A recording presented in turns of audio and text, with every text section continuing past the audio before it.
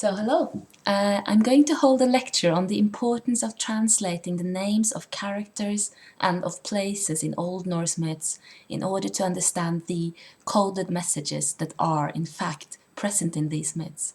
Messages concerning philosophy, metaphysics and spirituality.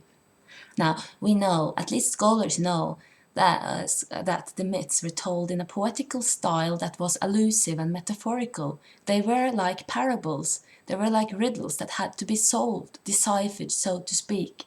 This was how the Old Norse people experienced them, as intellectual challenges that they had to solve. And yet, most mainstream publications about these myths leave us only with the impression that the myths were simple and straightforward A to B stories, like fairy tales. And I was actually taught in school that they were meant to entertain children and to explain natural phenomena that people at the time were too ignorant to understand. So, well, one of the reasons why we are left with this impression is because the names of characters and the names of places in the myths are hardly ever translated. You see, today we tend to relate to names as just sounds used to identify someone or somewhere. But in the Old Norse myths, as well as in probably many other mythologies, but I'll stick to my subject, the names carry a meaning, and these meanings are the keys to understanding the underlying messages that are hidden within the parables that are the myths. So these meanings were known to the Old Norse people. So if we want to get even close to what they perceived when they heard a myth being told, we have to try and understand these names. We have to try to make translations. And we have to keep in mind the fact that the Old Norse peoples themselves perceived the myths as riddles that hid knowledge of the nature of the universe and our place in it.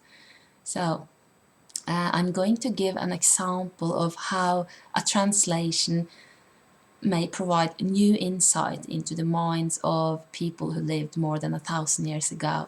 So let's talk about creation. Now, the creation of the universe is a topic in several Old Norse poems on mythology, and I have chosen stanza 3 from the Edda poem Völuspå. Now, in the Völuspå, this witch is telling the tale of how the universe was created. And the first line in this stanza is Ar var alda. Now, Ar means in the beginning, Var means was, and Alda, what does that mean? That's the noun. Now, I have never seen any translation of the Poetic Edda that actually translates Alda as a noun. Now, you will read in the beginning of time, or in the beginning of the ages, or in the olden days even. And this doesn't really make sense grammatically, because this is supposed to be a noun. So if you look up in an Old Norse dictionary, I'm sure you have that laying around, then Alda, as a singular feminine noun, it means a big wave. Now, maybe this is not being translated because it hasn't made sense to those who have tried to translate these poems. Or maybe they just follow the tradition that is to say that this was in the beginning of the time.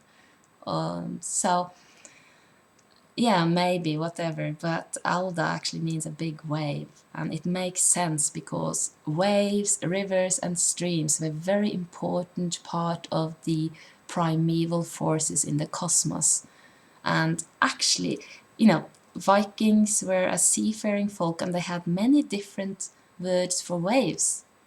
And Alda is a big wave, it's like a tsunami, and then you have these other kinds of waves, and one of these other kinds of waves are the little waves, under. And later on in the poem, it is telling us that in the beginning was the big wave, but there were no little waves, nesvalar under, nor cool waves. That under means the little wave. So there was a big wave, but not any small waves, just a big singular one. Okay, what are waves and what are streams and what are rivers? Well, if you read them as they should be read, as poetical metaphors, then waves, rivers and streams are movement.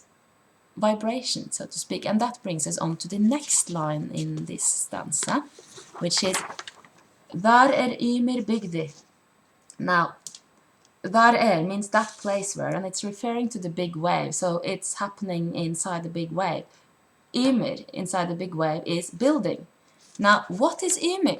Of course, we can look to what Snorri Sturluson says about this. He wrote this in the 13th century, and he said that Ymir was a giant, the first giant, and this giant was created by hot and cold streams, again, at the beginning of the universe, and he was nurtured by the 4 streams, again, of milk coming out of the great cow, the goddess, active force in the universe. And he also tells us that this same cow, she brings forth Odin and his 2 brothers. So these represent spirit, conscious intelligence, and poetry. And these divine beings, entities, they killed Ymir, the giant, and cut him into little pieces. And from his limbs they shaped the universe.